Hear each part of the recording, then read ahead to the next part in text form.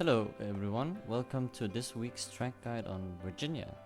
Um, Apologies for missing last week, but due to vacation and stuff, I did not have the time to get it done. But we're back this week for the official on the Porsche Cup, and I will be doing the track guide a bit different this time around. I will do a lap first, where you just get to see the lap, and then we will go over the replay individually and talk each sector and see what is the main points to be wary about and tips and trick for each one. So let's set out and do a lap around here. Alright, here we go. Time to start the lap.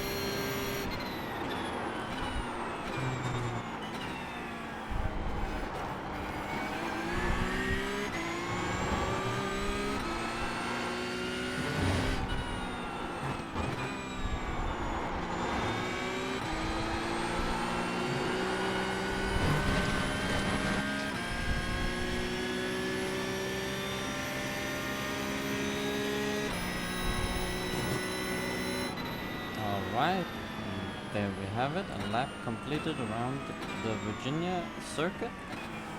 Was done in a 1:47.4, which is a pretty solid time for a race pace lap. Now let's go take a look at it from the outside and go into the details about the different sectors, and especially like here through the second sector, where it's very tricky section where you really need to be careful of not spinning the car because the rear is constantly Okay, welcome to the outside lap of our track guide around Virginia. Now coming up to the start line, I'm gonna take you through the individual sectors and tricky bits of the track, and we'll try and give you some tips on how to maybe make it a bit easier for yourself. So let's go ahead and start here. So coming down to turn 1, you want to be braking at about, so depending on the temperature and the amount of grip in the track, you want to do it between the 3 sign on the left or the 4. You're braking closer to the 300 meter board. It's better to brake a bit early for turn 1, because if you lock up and you go too far, you're gonna go on the grass and you'll never get the car stopped again. So just be a bit careful and know your own limit is a very good thing to do around here. So coming into turn 1, you wanna be hard on the brake pedal all the way down, really trail brake it into the corner. Trail braking until the apex, a bit past it, and then you get on the gas pedal. And again here, it's very important on the exit that you're careful, because if you don't have the a correct line and you maybe give it a bit too much power on the exit, you're gonna run the risk of going wide. You can see here, if we rewind slowly, I'm able to actually get on full throttle pretty early and stay on full throttle. But around here, this point, if you're not having the car set up perfectly, you will risk some rear spinning and you can easily lose the car here. Yeah.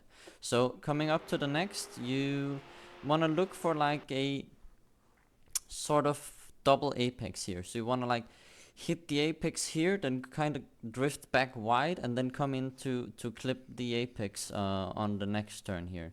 And it's important to be careful with how much braking and turning you apply through here. So you see drifting back out wide here, a very slight amount of braking. If you're too much on the brakes, your car will get unsettled and you will again have troubles with the rear wanting to overtake the front. And the same goes for the exit here. You see, very careful. I have a slight oversteer. I was able to correct it because I felt it very early, but it's a tricky corner and you will really have to be careful, especially here coming out towards the exit of the turn. There's a few bumps here in the road which will really unsettle this car, and definitely be a bit cautious about how you do this. Now, once you're past the extra AstroTurf here, whatever you want to call it, you start braking. And it's kind of, again, a hard braking and then really soon releasing so you can get the car turned in. And it's better to go a bit slow through the first left-hander here so you can give it a good line for the right-hander. So staying left here, and then you want to go as far as you can back right here, setting yourself up to carry more speed and have a better line all the way through here. And it's very important again here with the line, because if you do not have the correct line and you wanna like compensate by going quicker or whatever, the rear really wants to unsettle and try and spin on you. So be cautious and look how long it takes before I'm actually on full throttle. Just here, that's when I go full throttle. So I would say that's basically sector 1. It's a very tricky sector. Now coming down towards the snake, I'd like to call it, is where we will begin sector 2. So you have a nice bit of straight here, just relax, get your nerves and focus back together, and then here we start again. So flat out here.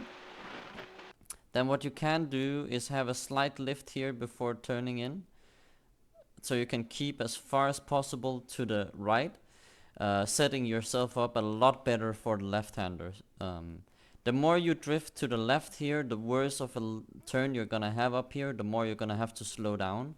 So it's better to have a tiny lift so you're more to the right early, which will in the long run gain you a lot more time through the left-hander here, instead of going fast here but then losing a lot of speed. And also, if someone is behind you and they set it up good, if you have a very slow exit out of there, they can dive you coming up into the next corners. So it's important, just be very careful here, because if you go off onto the grass here, you're gonna continue. There's no stopping. So it's again one of those corners where it's a bit about just being sure that you can make the corner, and also just like be very careful. Yeah. So coming down here again, we brake about the tree border here, the 300 meter, and this is also, again, it's not a hard braking zone. It's a tiny bit of brake pressure, but for a very long time. So you see here, braking, and again we're braking, and we actually brake all the way up until about here in the middle of the corner, where we start getting back on the gas. And again, the reason why I drift very wide in the middle, if we look back here, the reason why I'm all the way out here is to set myself up good to get a superb exit onto the straight, which is going to be one of the best overtaking opportunities on this track. So if I can ensure that I give myself a better chance to overtake, or give the opponent behind less chance to overtake, it's exactly what you want to be looking for. So setting yourself up here for a really good exit onto the straight, and that is sector 2 done. Now you have the long straight here, which is very simple. Keep it flat out. Try and keep as much to the right as possible to just minimize the amount of distance you travel coming down here. And again, you see the borders on the right here. You're looking for the 300-meter border again, which is where you want to start getting on the brakes. Now this is a very hard braking in the beginning, but then you have to quickly, once you start steering into the first left-hander here, you have to quickly start releasing it, or you are gonna lock up the tires. So you see my brake pressure, I'm releasing it a lot, and then here, right in the middle here, you can see actually going back on the brake a bit more, increasing my brake pressure. And this is because now that I've stopped turning the car, my wheels are pointed straight. I can apply a bit more brake pressure without the risk of locking the tires.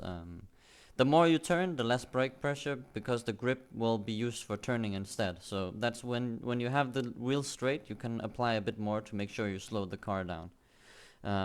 Now coming in here, it's a corner where you want to compromise the entry to get a good exit. So you want to be a bit slower in here. It doesn't matter being slow here, but it's very important that you get a good exit, because for these next few corners it's again flat out, so you gain the time back. Now this is a very tricky last few corners here.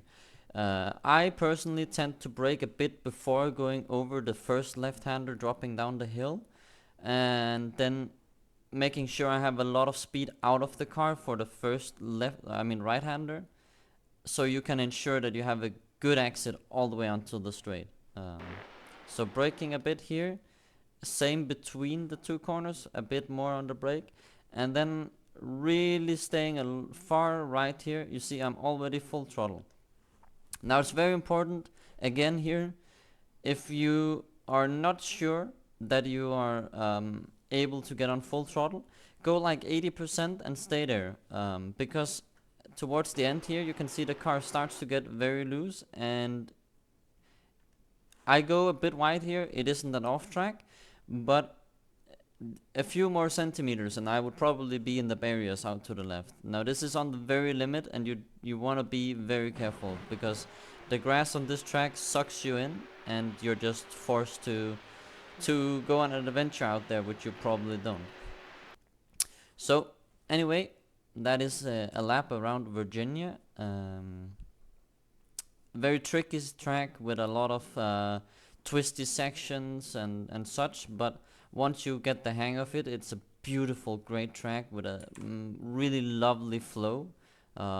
Very enjoyable and brilliant for racing. So thank you for watching this time, and I will see you in the next one.